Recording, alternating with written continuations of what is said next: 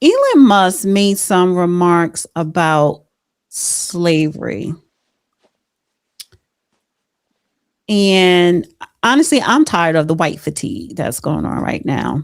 So he tweeted this, and I am going to play this clip. He says, children should be proud that whites in the West ended slavery worldwide, which had existed for thousands of years. So I want to play this video. He wrote that comment and tweeted and retweeted this clip here. Why don't schools teach the role the British and the United States of America played in ending slavery?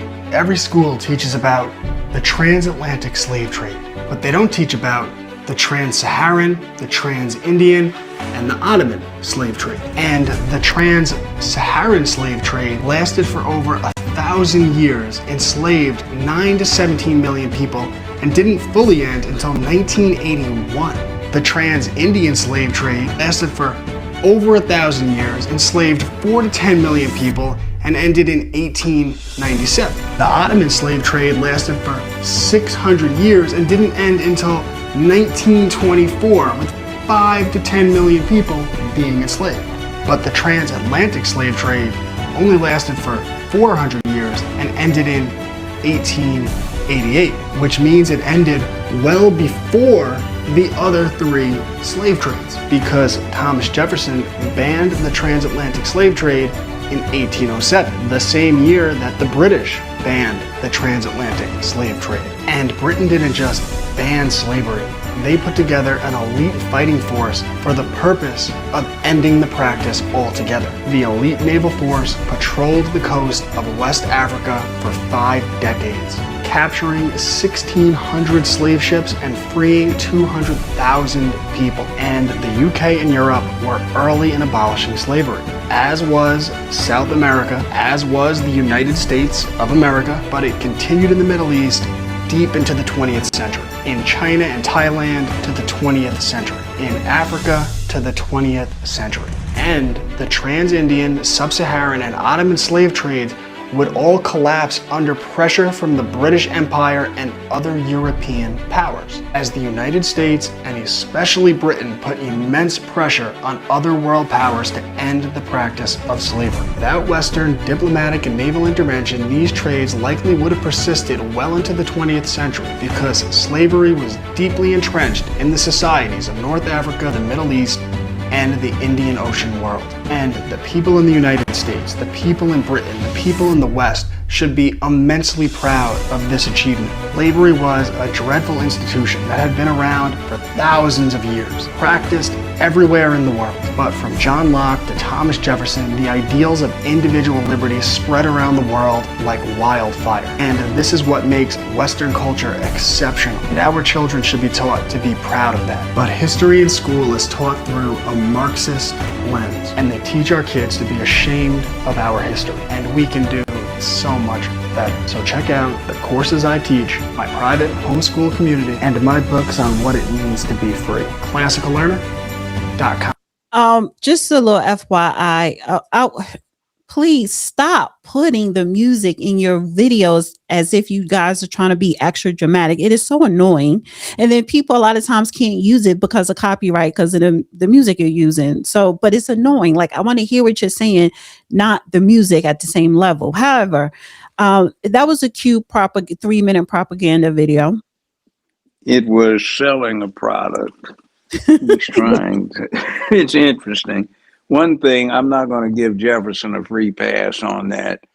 The Constitution itself says that slavery importation of slaves was to stop in 1808. That's written in the Constitution. If Jefferson started that 1 year beforehand in 1807, he was only getting a jump on what was mandatory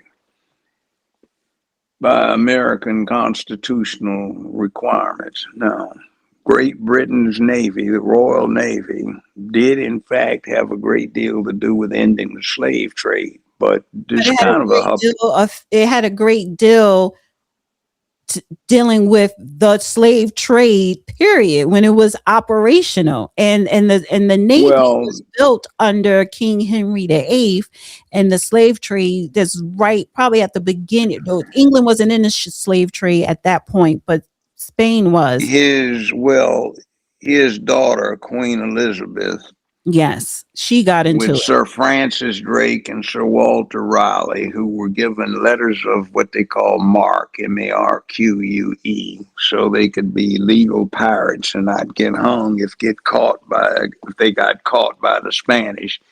Mhm. Right. Would hijack shipments of slaves, Negroes, as the Spanish called them, and they would do Spanish colonies at backwater ports for a great discount, and then they started bringing them to the American colonies. But now, interestingly enough, there's a bit of hypocrisy, and not so much what he's saying, but just the situation. We had a hit movie called The Woman King, and it's some propaganda bullshit because it's about Dahomey, and the Dahomeans are with the collaboration of the Dutch or the Belgians.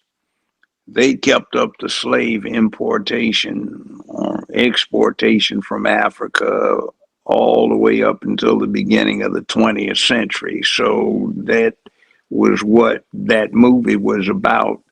That woman queen, which is a fraud, a king, because they didn't really have that. That's just Hollywood hype. But what they were doing is backing up or Talking operating the about Queen slave trade. Zinga. What's That that? was it was a portrayal of Queen Zinga. Yeah, and Queen Zinga needed to be put on a wall and shot for crimes against humanity, just like Heinrich Himmler or Adolf Hitler or Or anyone else who participated in the slave trade. So here's my yeah. take though, because But he's Hollywood glorified it, and the Negroes went and spent their hard-earned money to go applaud it. well, a lot of people spent their hard earned money to go see Gone with the Wind, but it's the well, I get what you're saying as far as black people applauding. Here we have a woman queen slash king who was a warrior, but everybody has people in position of power. Majority of people in position of power have a dirty, dark Did you deeds ever? that they Yeah. that I've seen the movie, but let me just say this, going back to his point with slavery. See, when I'm calling what his video here is propaganda, yes, he's selling his product because it doesn't matter who what part of the world ended slavery before the other part. It doesn't matter. When we're talking about the transatlantic, because of when we talk about black Americans here in America, the Africans were dropped off in Brazil and in the Caribbean, and then only less than 5% was dropped off here. Some people from that was dropped off in the Caribbean were then shipped here, but we had to deal with chattel slavery here in this country, in this land. It doesn't matter if it ended before the East African slave trade. It does not matter. And what he's trying to say is it was the white man, it was the Brits that ended it. And it's like, no, they profit off of slavery. And the only reason why they chose to end it when they ended it, because they knew they could no longer really go on and making a high profit. And on top of that, the slave owners got reparations. All those wealthy black white families that were plantation owners with throughout the Caribbean during that time were getting 10 million, 20 million, $15 million as reparations because Britain was ending slavery. See, the institution of slavery over here in the Western Hemisphere, the wealth was already sold up, the power, the money, the positions, the status was already ingrained for life. That a lot of thousands of families to this day are benefiting from the riches that their forefathers have were able to obtain because of slavery. So just because it ended in Well, yeah, and 18 we could have rebelled. let me finish this. Just because it ended in 1863 in America and I believe 1805 in England, the wealth was No, it was already 1743. no, in England it ended in In 1805. England, no, in the England, that's when they stopped the slave trade absolutely coming out of That's what I'm Africa. talking about. But That's what I'm talking about. 1743 is when they ended it in Great Britain. Queen Charlotte They was King stopped the George's slave wife. trade in 1805 because Yeah, that was the wealth was already solidified. It was already you had enough wealth and power and position that people, wealthy families today are living off of. that's not So why they stopped it. But it would why have did they been stop dead. it? Wait, hold on. They didn't stop it because they got a change of heart. That isn't, it had nothing to do with goodness. It had to do with practical necessity. It was Right. not. That's what I'm being Well, just suggested. hold on a second. It Let me just was, no, go let ahead. me finish. Let me finish my spill here. Cause that's what I'm saying. They didn't end it because they just got a good moral conscience. They already had the wealth, the power, the position, and like you said, and they realized they could no longer go any further in this type of industry. But it would have kept going on if they didn't make any money. The purpose of slavery was to make money. So The let's not. purpose is, I don't care when it ended. This is why I'm calling this propaganda because it's not about I'm not going to thank white people for ending slavery when you are the same white people that partaked in it and even started it, a part of it, that this part of this hemisphere of it. So no, there's no thanking anybody, no matter what color or background they are. Go ahead. slavery functioned as a substitute for the modern appliance. It was a supplement to the horse, the ox, and other domestic animals, and the dog that had utilities. Those who actually, there's a lot of literature and a lot of history, historical references on the subject. You might look at the date 1743 in the British Isles. Now, aside from that, the interesting thing is when they did end slavery in Great Britain, they did not end it in their colonies. But there is another interesting thing too. If you do a DNA analysis of a lot of commoners in England, you will find that there is recent African ancestry because the slaves that were emancipated in England were not deported. They stayed there. And they bred with the lower caste Englishmen. So it is what it is. And you also have Queen Charlotte, who was of significant African descent. She was King George's wife, and the colonists, some of them, particularly those from the southern regions of what became the United States, were very disgruntled that their queen was so obviously similar to some of their slaves. That was another reason that isn't well put out there, but it was there for them starting the revolution. Now, interestingly enough, one of her descendants, Queen Victoria, who reigned for a very long time in England, was also the grandmother of the German Kaiser Wilhelm II, of the Russian Tsar Nicholas, and of the mother of the British king when World War One started in 1914.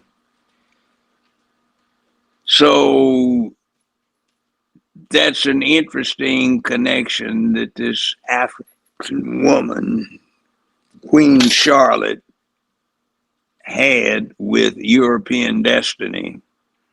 So it is what it is. It's quite fascinating, really. King George was a little cuckoo. He had mental health issues.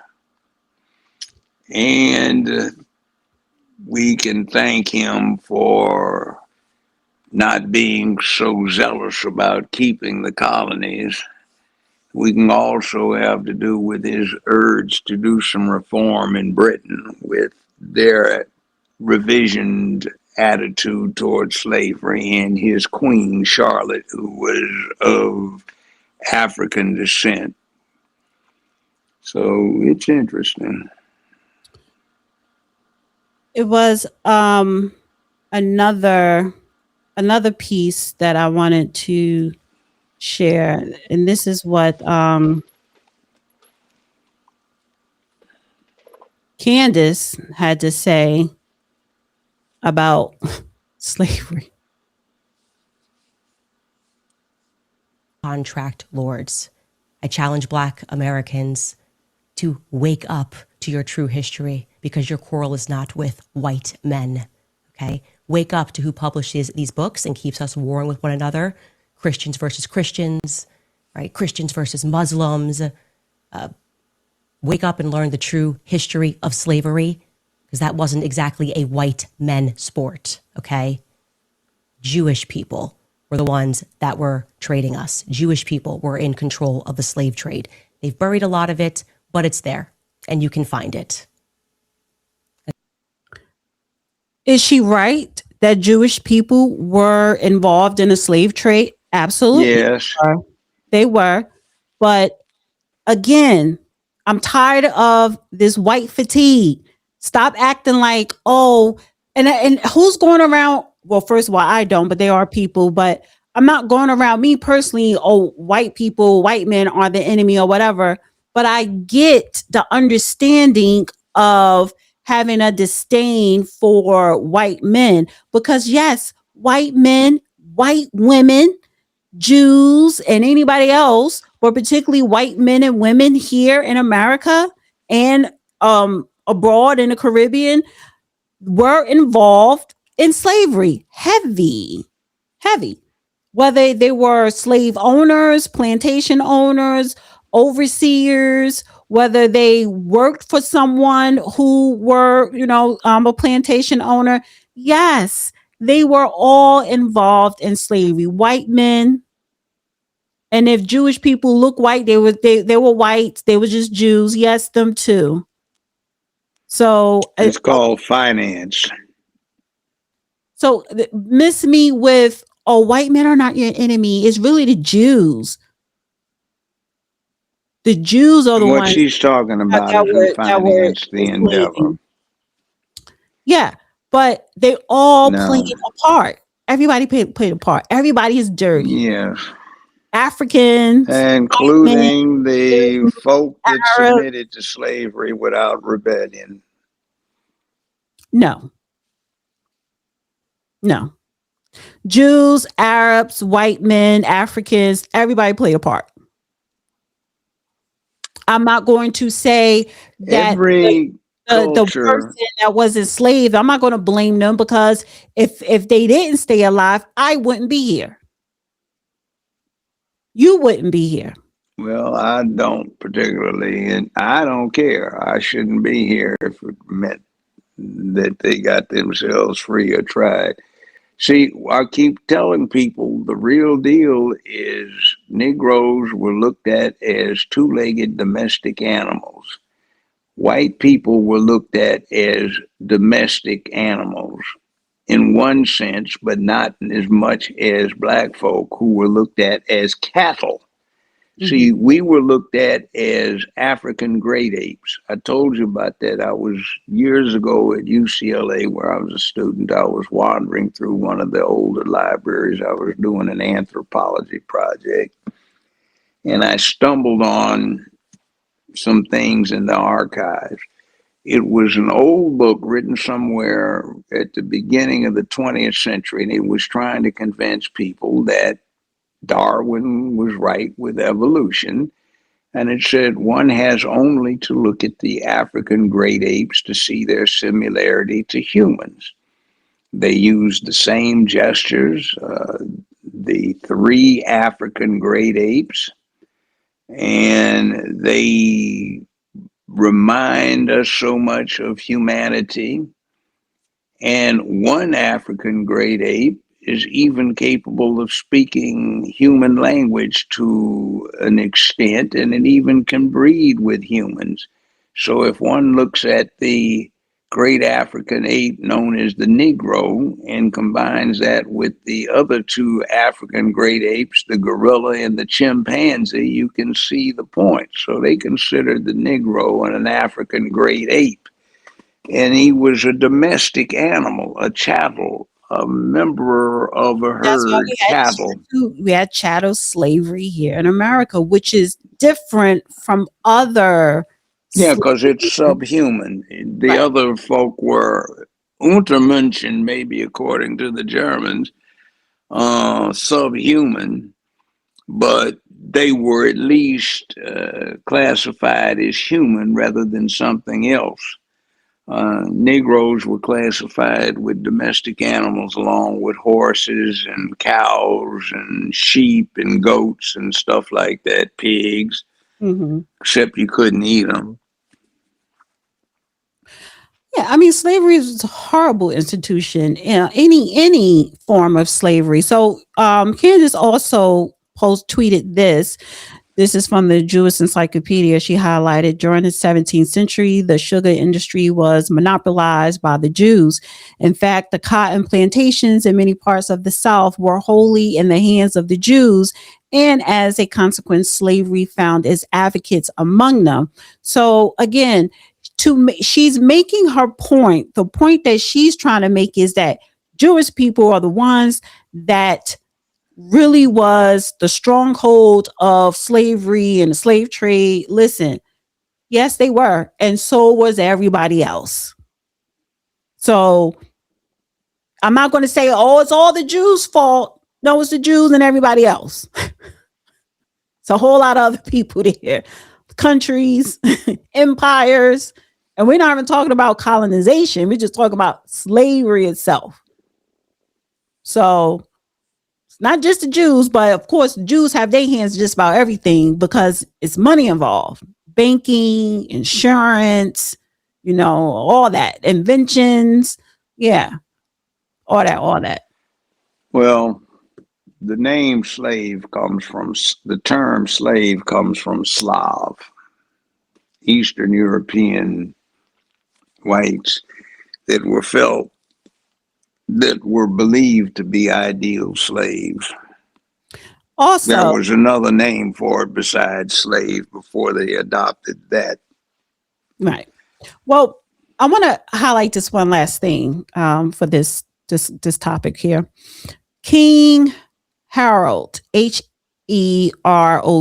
King Harold. Herod, sorry. King Herod. King Herod the Great tried to kill baby Jesus, fearing the newborn king of the Jews would usurp his throne, leading him to order the brutal massacre of the innocents in Bethlehem, killing all male infants under 2 years old. Though Jesus escaped by fleeing to Egypt with Mary and Joseph, later during Jesus' adult ministry, a different ruler, how you pronounce his name? Herod Antipas interrogated Jesus, mocked him, and sent him back to Pilate. King Herod, he was Jewish king, was a Roman Jewish king.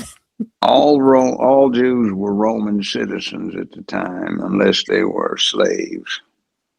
Right. Who were their slaves? Where are their slaves from? Syria, They German. If I'm not mistaken, anybody could be a slave in Rome. The thing was, sometimes slaves were very powerful people, and some of the most powerful in the empire, especially freemen who had been freed. Mhm. So they exercised a lot of power. Slavery is interesting. You ever heard of the Janissaries? No. The Janissaries took place in much later times. They were Islamic. They'd been captured and they were slaves. And for a 200-year period, to be the chief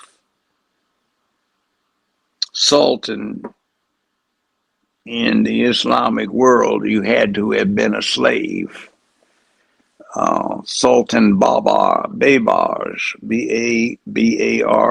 one of the great ones, a very, very powerful and ruthless man, started off as a slave.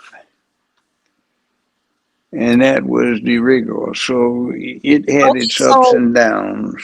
let me do a quick correction. Pilate, pilot, Pontius Pilate. See, people were spelling Pontius Pilate as Pilot. Pilate is how you spell pilot of Pontius Pilate. Pontius Pilate. Pontius Pilate. I forgot you know Latin. Pontius Pilate. He was the chief magistrate for the Romans, and he had that hearing where he put Jesus in front of the mob, and the mob turned down the appeal that was made on his behalf and picked the thief to live. Jesus was a Roman citizen, but refused to exercise his right to a trial. He refused to exercise his right to an attorney. He refused to exercise his right to an appeal. And in Rome, you had the formal mechanisms of appeal after a conviction, and ultimately they had one that the United States did not adopt, and that was the ability to appeal to the mob or to the crowd for rescue. But they didn't like it because in Jewish lore, as I understand it, the Messiah was supposed to be a great warrior or general, and when somebody comes in on what's now celebrated as Palm Sunday, apparently, certain in the Jewish community took it as a signal to rise up against the Roman Empire, and several hundred of them, almost 500, got put to death by a certain Roman legion. And it was a fact that on average, every 7 years, somewhere in the Roman Empire, Jews rose up in rebellion. So it's an intriguing situation. Herod. King We Herod. modeled the United States House.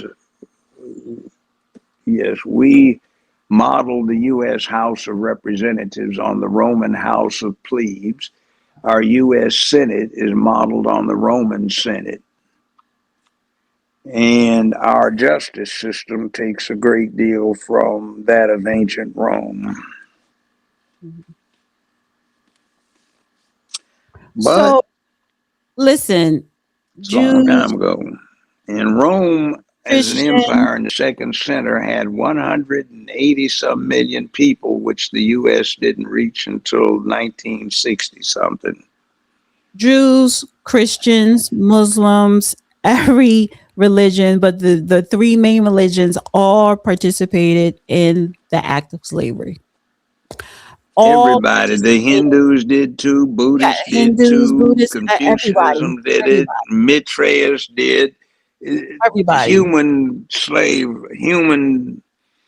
slaves were a substitute for appliances. everybody. And so, for me, it's the fact that because we have social media and people are accustomed to sound bites and but swear that they are so well informed, and you're not. Because if we want to be well informed, we have to pick up a book and read. We have to be willing to do some research. And when you start reading and when you start doing research, you start to uncover the multi facets of slavery, who participated, who benefited, who were the victims, yada yada yada. But so no particular group should be praised for ending something that should have never even started. It's like an oxymoron. So I say that to say Elon Musk, he's Well, part of that this. was one of the reasons human went so. That's why people would go to wars to get slaves. They needed appliances. Appliances, right?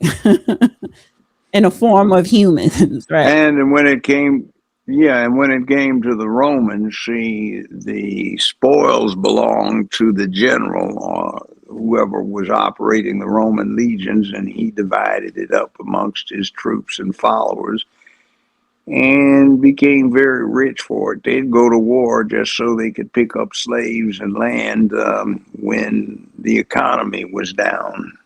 Mm-hmm. It was interesting. Rome would conquer somebody and enslave them, and in 3 generations, those same people who were subject to enslavement would become senators, Roman officers in the legions, and prosperous Romans of great wealth. Rome has one interesting thing. It started off in one village. There were 7 hills of Rome, and there was a village on each hill. The first village conquered the other 6. Then they started conquering the rest of the Italian peninsula. Mm-hmm. And they ran out of women, so they raided the Sabines and captured and raped their women because they needed wives. It's a famous thing called the rape of the Sabine women that the Romans were known for earlier in their history. And then they went on to conquer what is now Italy, and then Gaul and Germany and England. And they controlled before that Spain and North Africa and Egypt.